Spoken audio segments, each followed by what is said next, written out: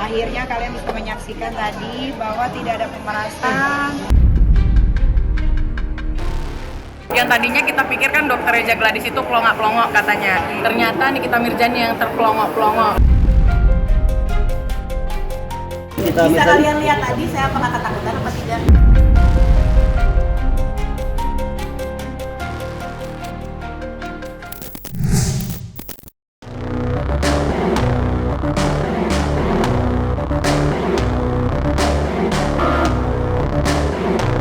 Perseteruan panas yang terjadi antara artis Nikita Mirzani dengan dokter kecantikan sekaligus pengusaha skincare Reza Gladys akhirnya bertemu di ruang persidangan setelah keduanya berulang kali gagal bertemu. Persidangan yang berjalan panas sudah terasa saat Nikita Mirzani yang duduk di kursi pesakitan sebagai terdakwa menatap tajam saat Reza Gladys memasuki ruang persidangan. Dan benar saja saat Reza Gladys duduk di kursi persidangan sebagai saksi pelapor terjadi perdebatan sengit baik dengan Nikita maupun kuasa hukumnya, Fahmi Bahmid. Tidak sekali kedua seteru bersih tegang saat Reza dan Nikita diminta maju menghadap hakim untuk memperlihatkan bukti skincare yang menjadi bahan pembuktian, terjadi adu mulut. Tidak hanya saling bantah tetapi juga saling teriak hingga para pengunjung ikut terbawa ke suasana hingga ikut bersorak. Dalam persidangan yang beragendakan mendengarkan saksi dari pihak terlapor dalam hal ini Reza Gladys, Nikita berupaya tampil dominan dengan menekan Reza Gladys. Sayangnya upaya Nikita tidak berbuah manis lantaran Reza Gladys menolak diam.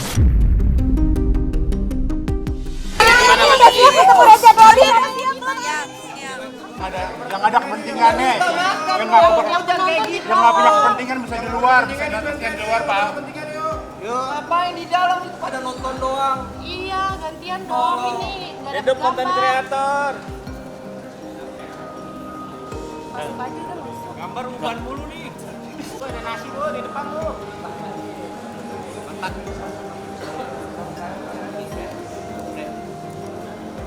Tolong. Jalan live sehingga akan tidak fair untuk saksi yang belum diajukan itu ya. Dan tentunya yang paling posisinya adalah media yang tidak ada legal standing untuk kepentingan umum, bukan media yang untuk pribadi nanti disalahgunakan ya. Sebentar ya, kalau untuk kepentingan pribadi nanti disalahgunakan ini nanti akan menjadi masalah lagi gitu ya. Silakan untuk masyarakat tahu ya, tapi harus melalui media yang resmi gitu ya.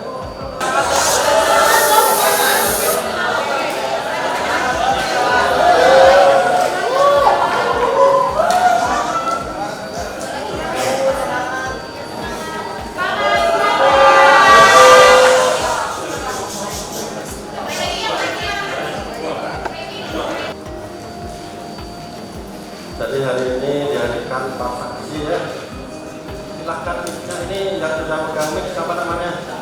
Izin yang mulia, Franky Chandra Gusman. Menggunakan telepon Ismail Marzuki. Betul. Ya. Kemudian Ismail Marzuki pun memberikan nomor Nikita Mirzani kepada saya. Dok, Niki itu harus dihubungin terus nanti ke depannya, karena kalau enggak dia bisa tiba-tiba kepikiran, nanti dia ngomong lagi di media sosial, Dok. Oke. Nah, apa posisi Tuhan? Kenapa mesti disoal? Karena Ismail Marzuki mengatakan di hari itu beliau terdakwa Ismail Marzuki akan mendatangi ke salah satu kota untuk melakukan pekerjaan bersama Nikita Mirzani.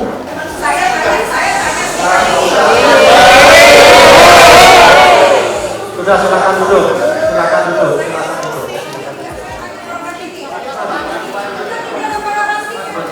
sebentar, saudara terdakwa, sebentar ya. Dia ngapain mana kalau dia nggak ada? Kami Pelan-pelan aja, pelan-pelan. Ami berarti bisa dibilang dia minta bantuan Ami. Iya. Berarti Reza mengakui kan berapa sepowerful apa nih kita misalnya ini kan? Oke Ami. Kalau pilih lawan nggak sih? Mungkin agak juga berbelit-belit dan diputar-putar kali ya. Jadinya mungkin kakak aku juga agak panas. Kalau tidak salah tadi perdebatan mengenai terdakwa yang tidak memahami. Yang saya katakan adalah itu merupakan treatment, tapi terdakwa tetap memaksa bahwa itu adalah produk seperti itu. Bisa kalian lihat tadi saya apakah ketakutan apa tidak? Akhirnya kalian bisa menyaksikan tadi bahwa tidak ada pemerasan, tidak ada ancaman, tapi lebih ke karena dibilang abu-abu dan begeng. Tadi sudah dijelaskan, sudah ditanya juga sama kuasa hukum aku apakah ini mengenai produk skincare, tapi tidak ternyata masalah pribadi. Jadi ya mudah-mudahan kalian bisa mendengarkan, bisa mengartikan 5 bulan ini hukum ini seperti main-main ya, tapi nggak apa-apa, dijalanin aja. Nanti ketemu lagi di Kamis minggu depan.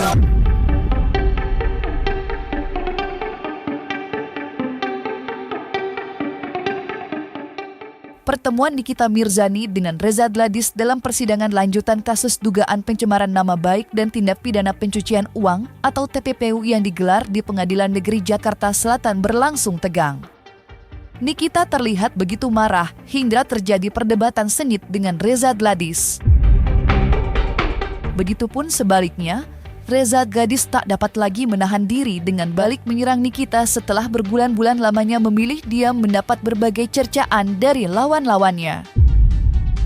Hakim pengadilan hingga turun tangan dengan memberi teguran pada keduanya. Dan seperti inilah saat Reza Gladys berapi-api saat berhadapan dengan Nikita Mirzani.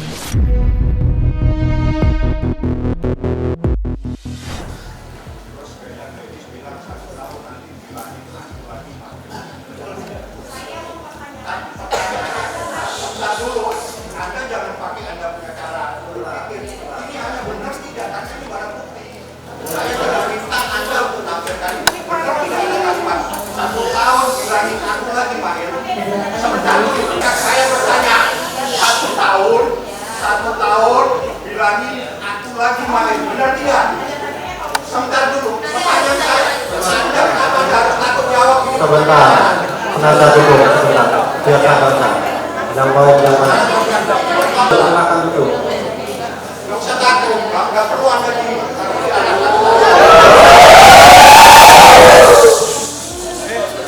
Tapi begini ya, saksi ya. Saya bilang ke siapa? Makanya saya nggak tahu. Kenapa? Ya, saya bilang ke siapa pada saat itu?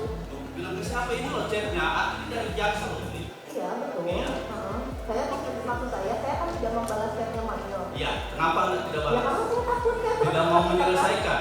Bahkan kita bilang tadi anjing lo, kita lihat. Nah, sebenarnya saksi Dari mana ini Anda jangan larang gitu.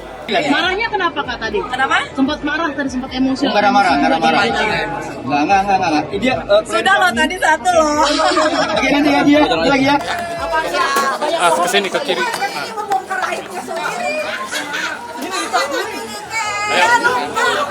Dia lupa apa yang dia laporkan, dia lupa. Itu yang kurang di briefing, makanya dia lupa.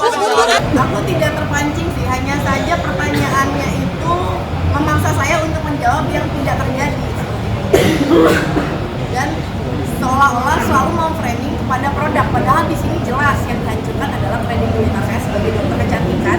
Yang netizen sendiri melihat lah bagaimana pada saat dia live, pada saat terdakwa live, pada saat terdakwa mengatakan saya sebagai macamnya, dan saya perlu tekankan juga produk saya tidak ada yang berbahaya. Produk saya semuanya berbadan BPOM, dan tadi di hadapan yang mulia saya sudah jelaskan bahwa glowing booster cell merupakan treatment yang selalu di framing bahwa itu merupakan produk yang berbahaya, padahal dia sudah memiliki izin Kemenkes jarumnya dan bisa digunakan. Selain itu juga produk itu sudah memiliki izin edar BPOM. Membangun image itu susah loh. Kita itu sebagai dokter, sebagai praktisi, kita membangun baik-baik, dihancurkan seketika, diserang pribadinya. Memang itu bukan tertekan. Terus kita dimintain uang harus cepat hari itu juga transfer. Memang itu bukan tertekan.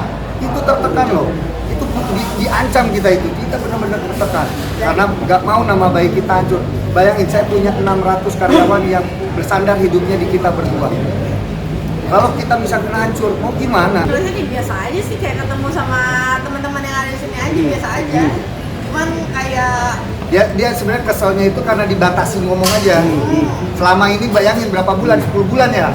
Oktober, November, Desember, Januari, Februari, Maret, April, Mei, Juni, Juli, 10 bulan disuruh diem sama ini. Terus dia mau ngomong takut salah, dibilang pelangap-pelongo. Ya kan, jadi susah. Aku yang ngomong, kelihatan banget katanya begonya. Ya kan, jadi susah, makanya serba salah. Nikita Mirzani tidak hanya terlibat cekcok dengan Reza Gladys, tetapi juga dengan suami Reza atau Mbah Mufid. Ya, suami Reza Gladys yang hadir sebagai saksi turut bersitegang dengan Nikita saat menjelaskan mengenai produk skincare. Usai persidangan, suami Reza Gladys itu pun meluapkan kekesalan pada artis yang kerap disapa Nikmir itu yang dianggap tak paham mengenai produk skincare usahanya. Dan seperti inilah tegraman suami Reza Gladys pada Nikita Mirzani yang dianggap hanya pandai menggiring opini belaka. Dalam percakapan itu sangat banyak banget yang diobrolkan. Intinya adalah dia meminta $2 juta Singapura. Setelah itu dia juga membawa-bawa nama-nama pejabat publik seperti Samira dan Samira. Jadi fokus ke Nikita Mirzani aja. Saksi, mohon maaf yang mulia. Dari tadi Samira ada yang saya dengar di sini. boleh dilanjutkan yang mulia. Jadi setelah itu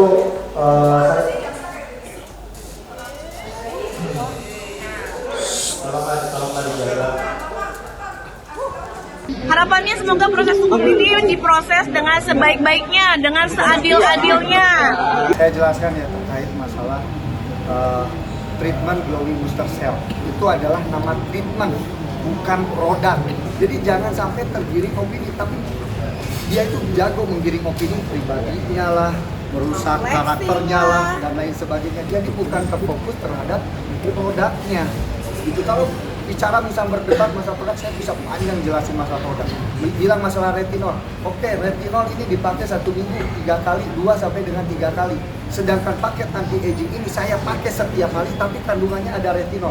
Kenapa saya turunkan di bawah jurnal? Karena itu dipakai setiap hari agar kulit kita tidak iritatif. Kalau presentasinya tinggi, itu pasti bakal iritatif karena dipakai setiap hari. Susah kalau misalkan menjelaskan sama orang yang bisanya cuma menggiring opini. Unsurnya ini pemerasan loh, tapi menggiring opininya ini adalah kita itu mafia skincare. Kita tuh bermasalah terkait produk. Disinilah saya jelasin.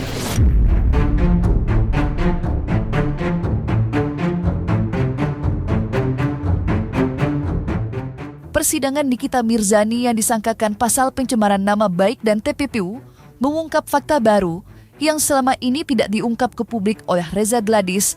Dan siapa sangka jika Dr. Oki lah orang yang pertama kali menyuruh Dr. Reza menemui Nikita untuk merespon produk skincare yang direviewnya dengan negatif. Dr. Reza meluapkan kekecewaannya pada Dr. Oki, orang yang sudah dianggapnya teman dekat ternyata menikamnya dari belakang. Betul, karena memang kenyataannya begitu. Dr. Oki Pratama selalu menyuruh saya melakukan untuk menghubungi terdakwa Sulaiman Zuki untuk bertemu dengan Nikita Mirzani dan menyumpah mulut Nikita Mirzani dengan uang. Saya shock juga karena saya merasa beliau adalah teman sejawat saya, teman yang sangat saya percaya dan teman dekat saya juga. Tetapi ternyata mungkin kecewa. Itu kan satu rangkaian peristiwa ya. Jadi dari mulai reviewnya Samira, mulai dari reviewnya Nikita Mirzani, ini semua satu rangkaian peristiwa. Jadi sangat panjang. Jadi dijelaskan ini kayak balik lagi ke sidang tadi waktu cukup jelas. Jadi fakta persidangannya kan sudah dijelaskan tadi sedetail-detailnya. Tidak hanya Nikita dan Dr. Oki saja yang diduga telah melakukan pemerasan terhadap Reza Gladys, tetapi juga satu nama yang sudah tidak asing di telinga publik, yakni Dr. Samirah alias Dokif. Dugaan pemerasan yang dilakukan Dokif dengan meminta uang senilai $2 juta Singapura diungkap oleh suami Reza Gladys. Tidak main-main, Dokif dituding merencanakannya dengan matang mulai dari mengundangnya untuk bertemu hingga meminta uang dengan jumlah tidak sedikit dengan ancaman. Lalu bagaimana pertemuan keduanya? Dan ancaman apa yang dilakukan Doktis terhadap Reza Gladys dan suaminya?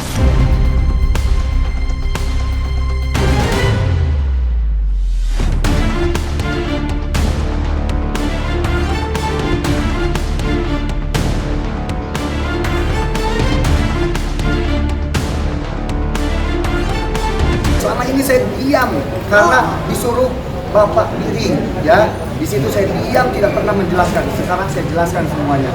Setelah itu tanggal 3 Desember dia mereview lagi produk retinol dermagloss, ya. Retinol dermagloss. Nah, Salah satu ingredientnya. ya, dia salah satu ingredientnya ada retinol. Hasil labnya dia berbeda dengan hasil labnya saya. Saya bilang, waktu istri saya di rumah sakit, saya datangin ke rumahnya atas arahan dari dokter Oki Pratama, karena Oki Pratama bilang samperin aja teh ke rumahnya. Saya telepon Oki, tidak diangkat, ya udah saya memberanikan diri untuk datang ke rumahnya. Atas arahan Pak Arif, saya bilang ini kok mau menanyakan ini hasil labnya kok beda kan gitu. Terus dia, oh iya, tanggapannya baik ya, oke lah, sesama sejawat, kita saudara kandung, bisa tabayun gitu kan ya, oke lah. Selama itu berjalan, kita komunikasi, tapi setelah tanggal 13, 14, 15 November, setelah uang saya geser ke pihak terdakwa, pada tanggal 27 Desember, ya 27 Desember, Samira ini mengechat saya, November ya, ngechat saya. 27 November itu ngechat saya untuk bertemu, intinya gitulah, panjang kalau saya cerita, intinya untuk bertemu. Sedangkan saya malam mau berangkat ke Korea. Enggak, sebentar aja, ini terkait produk penting banget, jangan bawa istri, sendiri aja turun. Saya turunlah sendiri ke kliniknya. Setelah itu saya diajaklah ngobrol di Starbucks. Dalam percakapannya, ya intinya aja, karena panjang itu hampir 45 menit kalau nggak salah. Intinya dia meminta $2 juta Singapura, ya $2 juta Singapura. Dia meminta, setelah itu dia membawa pejabat publik, bawa Kapolri, bawa Pak Listio Sigit, bawa Pak Prabowo, seolah-olah bahwa dia itu dekat, bawa anggota DPR, seolah-olah dia itu menakut-nakuti saya, ya, seolah-olah dia itu menakut-nakuti saya. Jadi dibilang kita mau datang, mau ngasih uang dan lain sebagainya, bohong. Bilang ke si Samira, kalau perlu ada sumpah yang terberat, ayo kita sumpah bareng. Bener nggak dijebak? Bener nggak dijebak? Atau kamu yang bener minta? Dijebak yang ngajak duluan siapa ya? Yang ngajak duluan, terus yang minta duluan siapa? Jangan membalikan fakta, dosa. Kamu udah sumpah Quran. Kayaknya takut dia kalau sumpah Quran. Udah biasa sumpah Quran. Sumpah yang lain yang lebih berat sama saya. Yakin nggak dia minta $2 juta? Alhamdulillah sih, seperti yang kalian lihat ya guys, I'm fine. Doktif sangat baik-baik saja, dan Doktif lagi ada di bandara buat apa? Untuk melarikan diri. Guys, karena Doktif panik dan takut gitu. Jadi Doktif harus melarikan diri dari negara Indonesia yang tercinta seperti itu. Dari RG yang Doktif lihat katanya dia melapor ya, tapi nggak jalan ya. Jadi begini. Ya, untuk RG, Doktif ingatkan lagi ya, kamu jangan berlaga amnesia. Kamu berusaha ya, 2 kali suami istri kalian ke rumahnya Doktif, 3 kali suami kamu yang berusaha untuk menemui Doktif, menunggu Doktif di depan rumahnya Doktif sampai Doktif pulang ke klinik. Jadi siapa yang mengejar-ngejar Doktif? Ya, itu harus kamu ingat-ingat kembali. Dan jangan terus yang kamu ungkapkan itu adalah kasus pemerasan 20 miliar. Penyidik sampai detik ini tidak bisa membuktikan giringan opini kamu itu, ya, karena bukan itu fakta yang sebenarnya, ya. Cuman masalahnya Doktif tidak punya media buzzer yang Doktif kelola. Maaf, Doktif tidak memiliki itu. Jadi mungkin suaranya jadi nggak terdengar. Yang lebih terdengar adalah giringan pemerasan 20 miliar. Yang Doktif malah harus diangkat adalah dugaan penyuapan, ya, usaha penyogokan ke Doktif tapi tidak berhasil. Kenapa? Karena akhirnya yang Doktif inginkan adalah dia yang mengikuti permainannya Doktif, gitu. Jadi beredarlah rekaman bahwa Doktif meminta 20 miliar. Ya, meminta 20 miliar itu adalah pancingan untuk menghentikan kamu ke rumahnya Doktif. Ternyata setelah kamu setujui pemberian itu, Doktif tidak pernah memberikan nomor rekening, mengajak kamu ketemu, melakukan pemerasan apapun, baik dengan kata-kata, dengan chat, tidak pernah ada.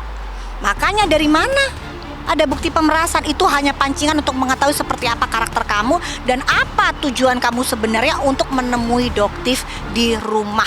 Dengan, ingat nggak dengan pesan kamu yang bilang, Doktif, kita ada titipan di malam-malam kurang lebih pukul 9 malam. Dan itu suara itu sayangnya tidak Doktif rekam, tapi didengarkan oleh seluruh karyawan Doktif. Jadi gini, setiap kata-kata ucapan Doktif itu adalah sesuatu yang harus dipertanggungjawabkan dunia akhirat. Pada saat Doktif bilang Doktif akan melaporkan orang ini, pasti Doktif laporkan. Reza Gladys dan suaminya hadir di persidangan dengan pengawalan ketat. Yang menarik bukan dari aparat kepolisian, tetapi pengawal profesional yang sepertinya sengaja disewanya. Dan saat disinggung mengenai hal tersebut, suami Reza Gladys mengungkapkan jika sebelum persidangan berhembus isu tak sedap mengenai kedatangannya di persidangan Nikita untuk memberi kesaksian dari pihak terlapor. Lantas benarkah Reza Gladys dan suaminya mendapat ancaman serius hingga mendapat pengawalan cukup ketat? Saya mendapatkan isu yang memang tidak baik, ya. Ya isu tidak baik lah, pokoknya ada isu tidak baik. Ya pokoknya terkait keamanan saya, pribadi istri dan semua orang yang support saya. Jadi di situ saya sangat mengkhawatirkan terkait keamanan kami dan teman-teman saya semua di sini. Jadi saya memperketat keamanan ini gitu. Tapi intinya bukan untuk seperti apa, biar proses persidangan ini berjalan lancar. Hanya itu tujuan kita. Ya, kalian boleh lihat lah di medsosnya. Tadinya kan saya dibilang tolol di video. Artinya ini bukan bentuk ketakutan ya? Oh, sama sekali tidak takut karena saya tidak salah. Memang bukan masalah skincare, tidak ada sangkut pautnya dengan skincare. Hanya saja terdakwa selalu memframing seolah-olah skincare saya berbahaya. Yang itu menjadi alasan terdakwa melakukan hal buruk kepada saya. Padahal yang terjadi sebenarnya adalah yang tadi saya jelaskan di kesaksian pada saat di majelis hakim. Jadi sebenarnya saya perjelas ya, pemerasan ini tidak ada korelasinya dengan mafia skincare. Pemerasan ini tidak ada korelasinya dengan terkait produk kami yang bermasalah. Karena produk kami tidak ada yang bermasalah. Ya. Saya tekankan lagi, produk kami tidak ada yang bermasalah. Bahkan tadi pun banyak sekali pasien-pasien saya yang datang terharu untuk support saya karena mereka memang real menggunakan produk-produk saya tanpa dibayar. Mereka datang ke sini untuk mensupport saya. Dan apabila produk saya bermasalah pun, apabila bukan produk saya bermasalah, apabila yang bertindak pasti BPOM. Di sekitar kita banyak orang-orang yang support kita, banyak orang-orang yang mendengarkan kita, banyak orang-orang yang menguatkan kita ya, terutama semua cobaan ini ya balikin kita ke Tuhan karena manusia ini kan cuma bisa berikhtiar.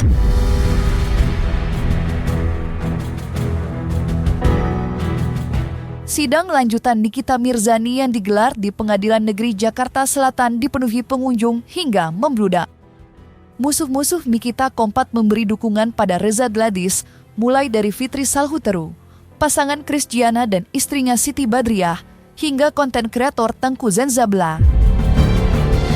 Seperti perang bintang beginilah dukungan untuk Reza dan Nikita dari masing-masing pendukungnya. Iya bagus ya, yang tadinya kita pikirkan Dokter Reza Gladys itu pelongok-pelongok katanya. Ternyata Nikita Mirzani yang terpelongok-pelongok gitu. Makan kak dan gimana? Gimana kak hari ini? Gimana nih untuk dukungan supportnya sampai tinggal? Untuk harapannya gimana sih kak? Harapannya mudah-mudahan semuanya cepat selesai dan aku sebagai adiknya pastinya selalu mendukung kakak aku. Jangan udah serahin semuanya ke yang berwajib ya. Takut, kenapa harus takut? Kan kakakku nggak kenapa-napa. Tadi kan udah dengar semua kan, semua produknya BPOM, semua udah berizin. Nggak ada yang harus ditakutkan. Saya selalu membela yang benar dan selalu berdiri di kebenaran. Saya tidak mau berkomentar masalah materi dalam persidangan. Cuman saya ini menghimbau nih ke teman-teman semua, ini kan sidang terbuka. Jangan saling serang, jangan menggiring opini ini itu. Ya kita sebagai warga negara Indonesia, ayo kita sama-sama menyaksikan sidang ini dengan patut dan santun. Jangan saling fitnah, jangan saling hujat gitu, karena kan di dalam persidangan ini JPU sudah membacakan dakwaan ya. Kita pegang aja dari dakwaan itu. Cuman ini sangat penting buat teman-teman semua. Saya meyakini dari awal bahwa Nikita tidak sendiri. Reza Gladys dengan saksi Mufid, dengan BAP-nya itu tidak sinkron. Jadi seneng juga karena kita nyaksiin langsung gitu. Biarpun capeknya minta ampun ya, meski capek sekali ya guys. Dari sidang pertama belum pernah absen. Sempat emosional. Iya. Mau berapa kali diulang pun pertanyaan dibolak-balik pun, mau sekarang mau besok mau nanti sama. Itu. Makanya penting sekali untuk ingat BAP.